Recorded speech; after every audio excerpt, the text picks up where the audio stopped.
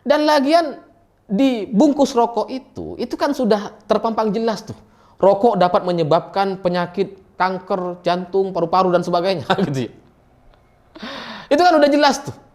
Nah, Habib Bahar gitu ya, saking saktinya dia ngerokok ketika masih sakit. Padahal di bungkus rokok kan udah dibilang kalau ngerokok jadi sakit gitu ya. Nah, Habib Bahar udah sakit masih ngerokok. Jadi nggak mempan itu. Bungkusnya nggak mempan, takdir Tuhan kepada dia dan membuat dia sakit itu juga nggak mempan gitu.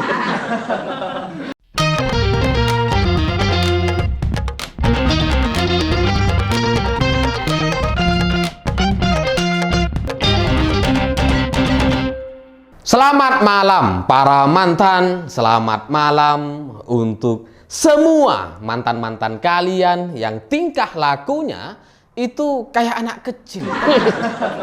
Yang ketika kita ajak dia makan di restoran, dia malah meminta kita untuk nyanyi lagu Doraemon. Atau ketika dia sakit, batuk, flu, demam gitu ya, tapi mintanya malah es krim. Nah, cerita-cerita semacam itu bagi saya jadi mirip sekali dengan cerita Habib Bahar bin Smith. Harus bener pelafatannya gitu. Ya karena belakangan viral video Habib Bahar bin Smith ini dia lagi ngerokok di ruangan rawat inap gitu, di rumah sakit. Orang lagi sakit, lagi diinfus tangannya, ngerokok. Hebat gitu. Tapi sebelum lebih lanjut saya bahas supaya ini menjadi jelas gitu ya, silakan tonton dulu video berikut ini.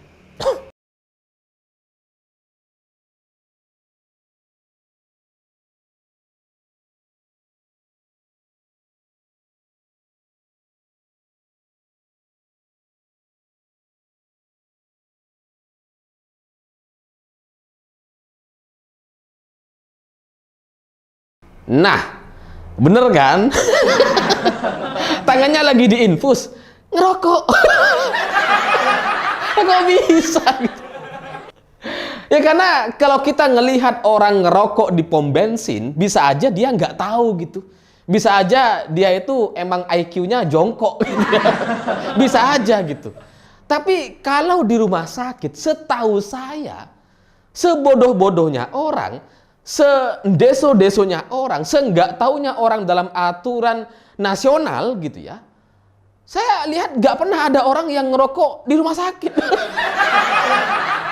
Ya karena aturan ini sudah berlaku selama puluhan tahun.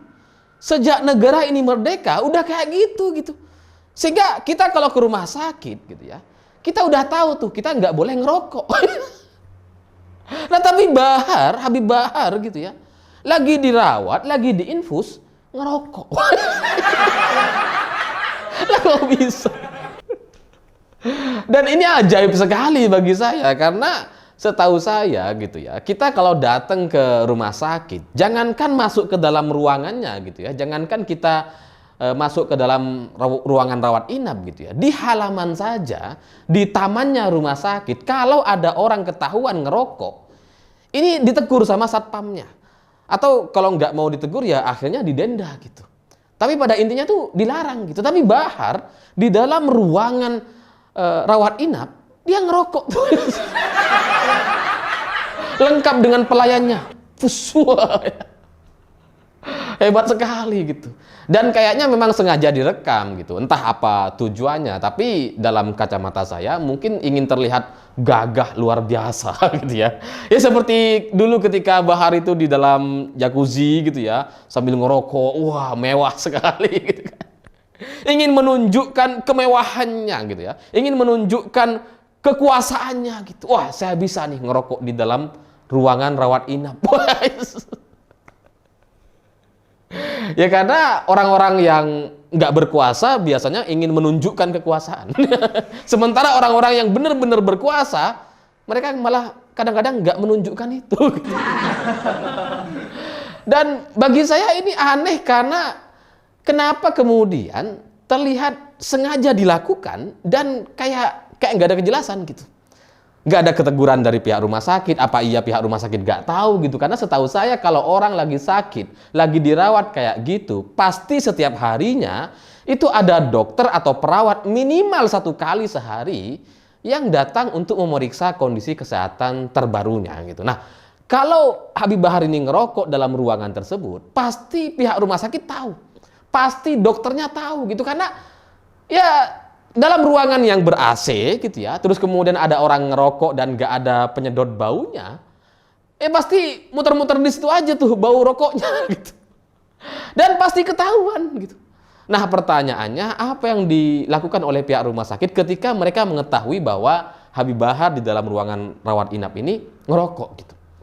Ya kita nggak peduli lah apakah itu rumah sakit ya milik swasta gitu ya, milik pribadi atau rumah sakit umum daerah gitu ya, daerah Jawa Barat atau amanah gitu kan. Kita nggak peduli itu. Tapi pada intinya biasanya di dalam rumah sakit emang nggak boleh ngerokok, dan itu ada perdanya biasanya. Setiap daerah itu ada peraturan daerahnya dan dendanya itu menyesuaikan sesuai daerahnya masing-masing gitu. Sehingga kalau ini tidak ditindak, tidak didenda, tidak ditegur gitu, malah terlihat dibiarkan, divideokan gitu ya, diviralkan. Ini kan seperti ingin menunjukkan sesuatu bahwa Habib Bahar ini bisa melakukan apa saja. Bahkan sampai bisa ngerokok di dalam ruangan rawat inap. Tapi kalau ini nggak ditegur gitu ya, kalau nggak ada denda atau dibiarkan, bisa saja gitu ya, bisa saja pihak rumah sakitnya memang takut sama Habib Bahar gitu. Karena sebagian orang di Indonesia itu meyakini bahwa habaib, orang-orang yang bergelar Habib, itu adalah representasi Nabi Muhammad. Sehingga perlakuan orang, masyarakat awam yang bukan keturunan Habib gitu ya, itu kadang-kadang luar biasa dan berlebih-lebihan kepada seorang Habib itu gitu. Sehingga semua aturan itu kayak bisa dilanggar gitu. Sama seperti Habib Bahar yang kakinya dicium sama santri-santrinya, itu kan adalah aturan-aturan yang semestinya dalam Islam itu nggak boleh gitu. Lawang kita mau cium kaki ibu sendiri aja kadang-kadang nggak dikasih sama ibu, sama orang tua kan kadang nggak dikasih gitu. Ini sama Habib Bahar, dicium kayak dibiarin gitu. Ya mana tahu gitu, mana tahu yang punya rumah sakit atau direktur rumah sakitnya atau kepala daerahnya gitu ya, yang tempat Habib Bahar ini dirawat ini, mana tahu memang punya pemikiran, keyakinan bahwa para habaib itu adalah representasi atau perwakilan Nabi. Karena banyak orang meyakini, teman-teman saya juga banyak yang meyakini bahwa kalau mereka tidak bisa bertemu dengan Nabi Muhammad hari ini ketika hidupnya di tahun 2022 atau di tahun 2000-an ini, kan Nabi Muhammad udah nggak ada gitu. Maka mereka akhirnya menghormati, mencintai dan melayani betul seorang Habib, sehingga ketika permintaan-permintaannya udah kadang nggak masuk akal, itu tetap dituruti gitu. Ikan pernah tuh ada Habib yang meminta orang tua untuk mengikhlaskan anak-anaknya mengawal Habib, untuk membantu Habib, untuk berjihad, bahkan sampai mati katanya. Dan akhirnya ada juga yang mati kan, pada akhirnya di KM 50 di jalan tol itu. Ya, itu adalah bagian dari sebagian keyakinan masyarakat di Indonesia bahwa para habaib ini, orang-orang yang berlabel Habib ini adalah pengganti Nabi gitu. Karena kita nggak bisa menghormati dan melayani Nabi hari ini, maka yang mereka layani, yang mereka hormati seperti Nabi adalah Habib-Habib ini gitu. Yang di beberapa kesempatan itu terlihat malah dimanfaatkan oleh para habaib ini gitu. Sehingga ini memang adalah sebuah keyakinan gitu, wilayah yang sulit untuk dibantah atau diluruskan, dan kalaupun mau kita perbaiki itu butuh waktu yang sangat-sangat lama, karena ini soal keyakinan surga neraka gitu. Karena banyak orang, dan saya kenal sendiri banyak teman-teman saya juga meyakini kayak gitu, bahwa kita dalam menghormati Habib, dalam melayani seorang Habib gitu ya, ini kita harus melayani seperti ya Kanjeng Nabi gitu. Karena ini soal surga neraka. Sehingga muncullah pemikiran-pemikiran yang nggak logis terkait habaib-habaib yang ada di Indonesia gitu. Sehingga kalau kita lihat di kolom-kolom komentar itu kan banyak orang yang merelakan harga dirinya, merelakan keperawanannya, merelakan hartanya dan semua yang dia miliki untuk seorang Habib, untuk habaib gitu. Dan itu nggak logis gitu. Ya tapi itulah yang terjadi di Indonesia.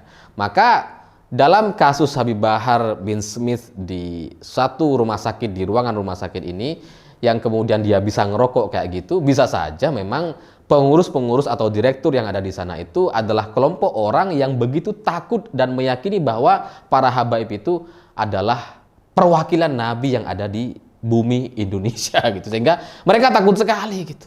Dan saya nggak terlalu ingin menyalahkan sepenuhnya kepada pihak rumah sakitnya, tapi dari sisi Habib Baharnya juga mestinya dia tahu diri gitu. Ya karena dia kan bukan siapa-siapa gitu ya. Iyalah dia seorang Habib dan apalah namanya, tapi kan pada akhirnya apa yang bisa dia lakukan di Indonesia ini, di negeri ini apa yang bisa dia lakukan kan nggak ada gitu. Mestinya ya tahu diri gitu, karena kalau dia tidak mampu untuk memberikan teladan kepada masyarakat, ya mestinya ikutlah aturan-aturan yang sudah ada gitu. Di rumah sakit ya jangan ngerokok. Kalau mau ngerokok ya jangan di rumah sakit gitu. Kalau nggak percaya dengan sistem atau aturan-aturan atau nggak mau mengikuti aturan yang ada di rumah sakit, ya jangan ke rumah sakit. Silahkan ke dukun kemana, terserah gitu. Jadi ya susah untuk melihat seorang Habib yang katanya punya banyak santri, punya banyak pengikut, tapi kemudian melanggar aturan-aturan yang sebenarnya kita sudah sepakati bersama gitu. Semua orang sepakat dengan itu, bahwa ketika berada di rumah sakit ya nggak boleh ngerokok gitu. Dan ini kalau kita mau bandingkan gitu ya ini adalah perbandingan yang nggak sebanding gitu. Tapi kalau kita mau melihat Presiden Jokowi misalkan, itu ketika beliau berkunjung ke suatu rumah, ke rumah orang gitu ya, entah untuk alasan, biasanya tuh untuk kunjungan duka atau perkawinan dan sebagainya gitu ya. Itu kalau beliau berkunjung ke rumah orang gitu ya, itu pasti membuka sepatunya, meskipun tuan rumahnya sudah mempersilahkan, nggak apa-apa Pak, nggak apa-apa, ayo langsung. Tetap aja Pak Jokowi buka sepatunya gitu. Ini kan teladan gitu ya, teladan kepada masyarakat Indonesia, kepada kita semua, bahwa meskipun berkuasa, jangan semena-mena. Nah ini Habib Bahar, ini kan nggak berkuasa. Tapi udah semena-mena melanggar aturan-aturan yang sudah disepakati oleh semua orang gitu. Sehingga orang-orang kayak gini, itu nggak mungkin bisa punya tanggung jawab dan kuasa di Indonesia. Karena kekuasaan, karena kemewahan, itu selalu tidak bisa beriringan dengan arogansi kayak gini gitu. Kalau kita memiliki orang yang seorang pemimpin yang arogan, atau seorang yang berpengaruh dan dia arogan, wah itu tanda-tanda kita tuh sedang diuji sama Allah Subhanahu wa taala. Ya semoga itu tidak pernah terjadi di Indonesia, dan amin semoga gak pernah terjadi, karena saya yakin itu nggak akan terjadi karena masih banyak ulama-ulama yang benar di Indonesia ini gitu ya. Lalu selain itu, kalau Habib Bahar ini ngerokok di rumah sakit gitu ya, saya sih terserah dia gitu. Dia mau ngerokok mau enggak itu terserah gitu. Saya termasuk orang yang enggak ngerokok, tapi saya enggak melarang orang untuk ngerokok. Ya silakan aja, itu pilihan hidupnya masing-masing gitu ya. Mereka ngerokok silakan, tapi jangan di rumah saya gitu, jangan di tempat saya misalkan. Atau kalau kita berada di tempat umum yang itu dibolehkan untuk ngerokok, saya nggak bisa ngelarang dia. Itulah toleransi gitu kan. Tapi di rumah sakit kan kita sudah sepakati itu gitu. Dan lagian di bungkus rokok itu kan sudah terpampang jelas tuh. Rokok dapat menyebabkan penyakit kanker jantung, paru-paru dan sebagainya gitu ya. Itu kan udah jelas tuh. Nah Habib Bahar gitu ya, saking saktinya dia ngerokok ketika masih sakit. Padahal di bungkus rokok kan udah dibilang kalau ngerokok jadi sakit gitu ya. Nah Habib Bahar udah sakit masih ngerokok. Jadi nggak mempan itu.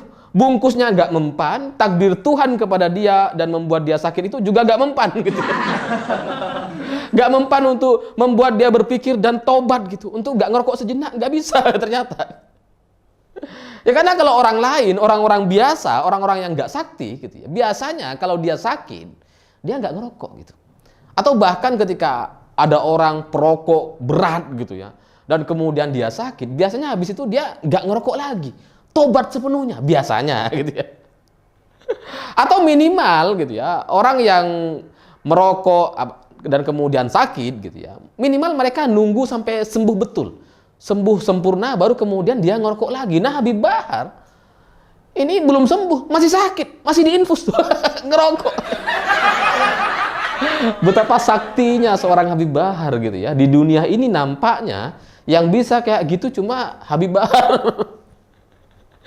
Yang anehnya dan mengkhawatirkannya dari video viral ini, ya kasihan para jamaahnya gitu. Karena mereka mengikuti betul Habib Bahar gitu.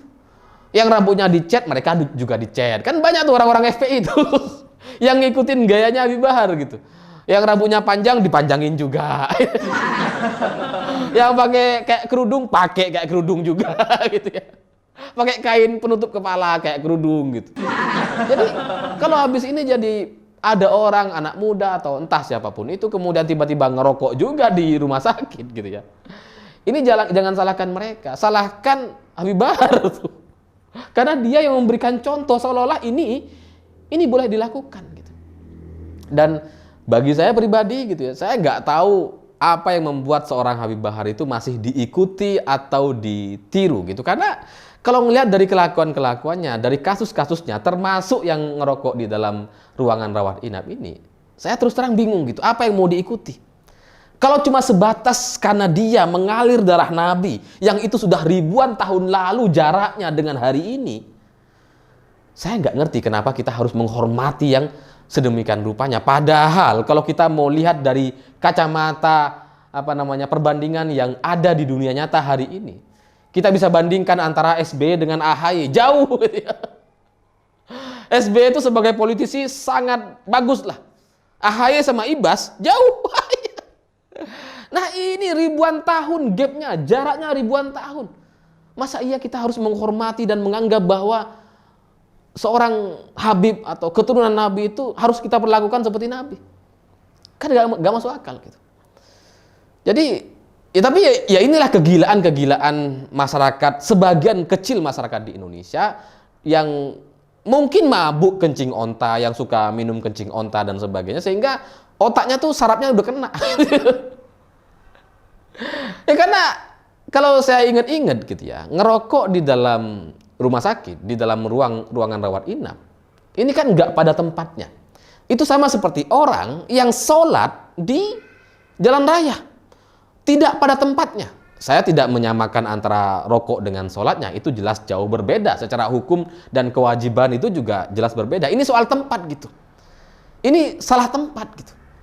Sebagus-bagusnya sholat, tapi kalau dilakukan di jalan raya, di tengah jalan raya, ya salah gitu. Apalagi ini rokok yang nggak wajib gitu ya, yang ada efek negatifnya, malah dilakukan di ruangan yang semestinya digunakan untuk umum gitu, untuk kemaslahatan banyak orang, tapi dia ngerokok tuh nggak peduli sama kesehatan orang lain. Ya, tapi sekali lagi itulah masyarakat kita hari ini, realitasnya seperti itu. Banyak orang-orang yang memang nggak jalan logikanya, sehingga nggak heran kalau beberapa tahun yang lalu atau sampai hari ini masih muncul reuni 212. Ini kan adalah sebuah kegiatan, sebuah aksi yang sebenarnya nggak nyambung gitu, yang sebenarnya salah gitu. Yang sholat di jalan raya, sholat di Monas, ini kan salah nih. Cuma karena mereka rame-rame, sholatnya rame-rame di Monas, sehingga mereka merasa itu nggak salah. Padahal kesalahan, yang namanya kesalahan, mau sendiri atau bersama-sama, tetap saja kesalahan. Sehingga buat kelompok 212, kalau kalian mau tahu gitu ya, salah tidaknya tingkah kalian, coba deh kalian tuh sholat di Monas sendirian. Dilihatin nggak sama orang-orang tuh, orang gila nih kayak jangan-jangan. Sholat panas-panas di tengah Monas gitu kan. Lah ngapain gitu? Lah masjid ada. Ya pada akhirnya kita harus bersabar karena ini butuh waktu untuk mengubah seseorang gitu. Karena ini soal keyakinan, ini soal keimanan seseorang, sehingga ya kita harus bersabar dengan itu, dan semoga dengan video ini mampu menyadarkan beberapa orang. Saya pikir itu. Terima kasih sudah menonton. Begitulah kura-kura.